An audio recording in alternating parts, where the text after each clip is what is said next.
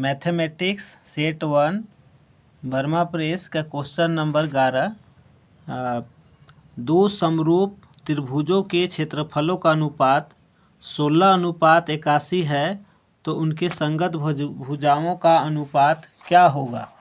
इनके दो समरूप त्रिभुजों के क्षेत्रफलों का अनुपात दिया 16:81, तो उनकी संगत भुजाओं का अनुपात पूछ रहा है। तो संगत भुजाओं का अनुपात निकालने के लिए इसका क्या करते हैं हम लोग, वर्गमूल निकाल लेते हैं। 16 का वर्गमूल और ये √81 का वर्गमूल, और जब इसका वर्गमूल करेंगे 16 का वर्गमूल 4 और ये 81 का वर्गमूल क्या होगा 9, तो इसका आंसर क्या होगा 4:9। इस तरह से निकाला जाता है ना। अब क्वेश्चन नंबर 12, समचतुर्भुज के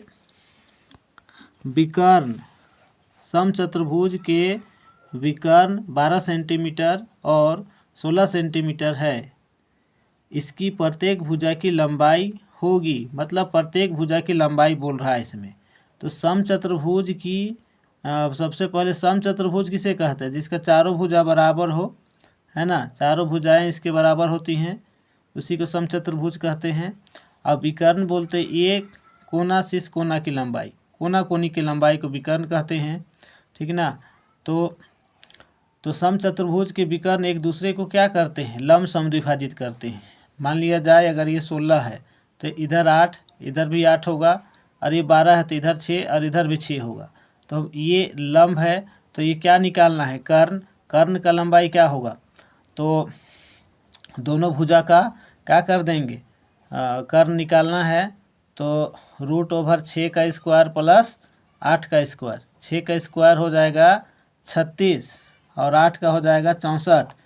तो दोनों को जोड़ेंगे तो √100 और 100 का वर्गमूल निकालेंगे कितना आएगा 10, तो इसका आंसर क्या हो जाएगा 10 सेंटीमीटर, ठीक ना। क्वेश्चन नंबर 13 आ जाएंगे। 13 में बोला है दो अक्षों के प्रतिच्छेदी बिंदु को क्या कहते हैं। दो अक्ष मतलब कि एक हो गया एक्स अक्ष, है ना, और दूसरा है वाई अक्ष, तो इस तरह से खींचते हैं, और जहाँ पर दोनों मिलता है तो इसको हम लोग बोलते हैं मूल बिंदु। क्या बोलते हैं, मूल बिंदु। प्रतिच्छेदी बिंदु को क्या कहते हैं, तो मूल बिंदु। इसका आंसर बी हो जाएगा, ठीक है। अब अगला क्वेश्चन है वाई अक्ष से 8 इकाई युग्म और एक्स अक्ष पर एक बिंदु P स्थित है, तो बिंदु P के निर्देशांक क्या होंगे। तो एक्स अक्ष ये वाई अक्ष हो गया ये, और एक हो जाएगा एक्स अक्ष हो जाएगा, ठीक। तो बोला है ये हो गया वाई अक्ष से 8 इकाई युग्म, तो 8 यहाँ से 8 गिनेंगे इस तरह से, तो 8, ठीक ना, 2 3 4 5 6 7 8, इस तरह से 8 इकाई दूरी पर एक बिंदु P है, तो P का निर्देशांक क्या होगा, यहाँ पर P अगर ले लेते हैं तो x का मान 8 हो जाएगा और y का मान क्या होगा 0। तो कौन सा ऑप्शन में है, ऑप्शन नंबर ए में है ऐसा, ठीक है। अगला क्वेश्चन देखते हैं 15 नंबर। यदि कोस A बराबर 3/5, तो सेक A का मान ज्ञात करना है, ठीक है। तो कोस थीटा बराबर क्या होता है, कोस थीटा बराबर होता है B/H। तो B का मान 3 है और H का मान 5 है, तो इसमें किसका मान दिया हुआ नहीं है, तो P का मान दिया हुआ नहीं है। तो 5 का स्क्वायर में 3 का स्क्वायर को घटाएंगे, ठीक ना, तो क्या निकलेगा, P का मान निकलेगा।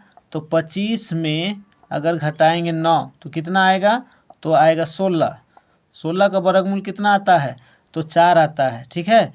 तो 4 किसका मान आया, P का मान आया। अब यहाँ पर क्या पूछ रहा है, यहाँ पर सेक थीटा बराबर होता है किसका उल्टा, कोस का उल्टा होता है, कोस का उल्टा होता है B/H, तो H/B होगा। ये निकालने का आवश्यकता ही नहीं था, है ना, ध्यान रखना है। सेक A का मान पूछा है तो इसी का उल्टा हो जाएगा, 5/3 हो जाएगा, ठीक। ये P निकालने का कोई आवश्यकता नहीं था इसमें, कोई बात नहीं। अगला क्वेश्चन हम लोग देखेंगे 15 नंबर हो गया ना। अब 16 नंबर देखना है हम लोगों को। 16 नंबर में बोला है सेक A + tan A × 1 - sin A बराबर है तो sec A plus 10a into 1 minus sec A किसके बराबर है?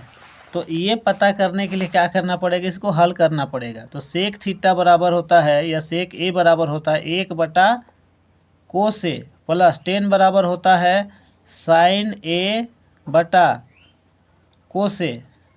और ये जो मान दिया हुआ है 1 माइनस साइन ए, इसको एज इट इज छोड़ देना है। अभी कोस ए का करना है तो कोस ए को रखने देना है। इसी तरह से यहाँ पर आ जाएगा 1 प्लस साइन ए, ठीक ना, और यहाँ 1 माइनस साइन ए होगा, साइन ए। अब इसको अलग अलग लिख सकते हैं, 1 प्लस साइन ए 1 माइनस साइन ए, बट्टा में यहाँ रहने देंगे कोस ए। अब इसको देख रहे हैं ए प्लस बी इंटू ए माइनस बी के रूप में हो रहा है, तो इतना के बराबर क्या लिख सकते हैं, 1 का स्क्वायर माइनस साइन स्क्वायर ए बटा कोस ए। अब इसको क्या लिख सकते हैं, 1 माइनस साइन स्क्वायर ए ऐसा लिख सकते हैं बटा कोस ए। अब 1 माइनस साइन स्क्वायर ए बराबर होता है कोस स्क्वायर ए बटा कोस ए।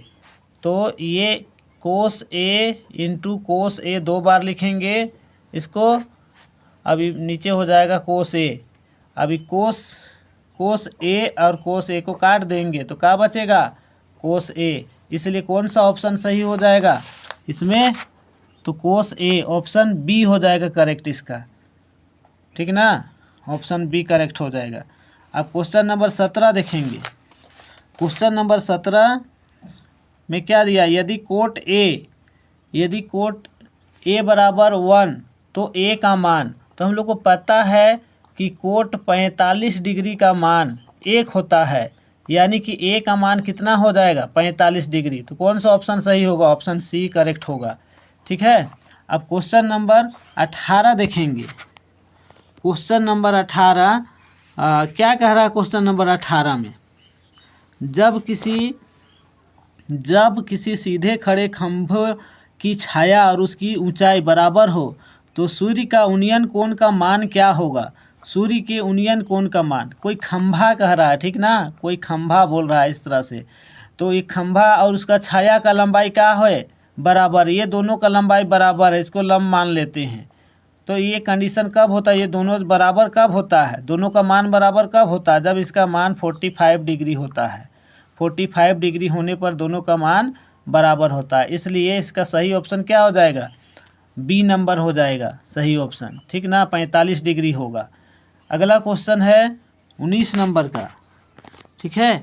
19 नंबर क्वेश्चन, चतुर्भुज के चारों कोनों का योग कितने डिग्री का होता है। चतुर्भुज के चारों कोनों का योग कितने डिग्री का होता है, तो पता है सबको कि 360 डिग्री होता है। कौन सा ऑप्शन हो जाएगा सही। क्वेश्चन नंबर 20 देखेंगे कि दशमिक संख्या 111 है, ठीक है। तो ये क्या है, क्या क्या संख्या हो सकता है, पूर्ण संख्या, हाँ पूर्ण संख्या है। प्राकृत संख्या भी है, जो गिनती की संख्या उसी की तो प्राकृत संख्या कहते हैं। पूर्ण संख्या भी जो स्टार्ट होता है 0 से और आगे तक बढ़ता है वो पूर्ण संख्या होता है ना। परमेय संख्या, तो इसको हम लोग P/Q के रूप में लिख सकते हैं, अतः ये भी परमेय संख्या भी है। तो क्या हो जाएगा, इनमें से सभी।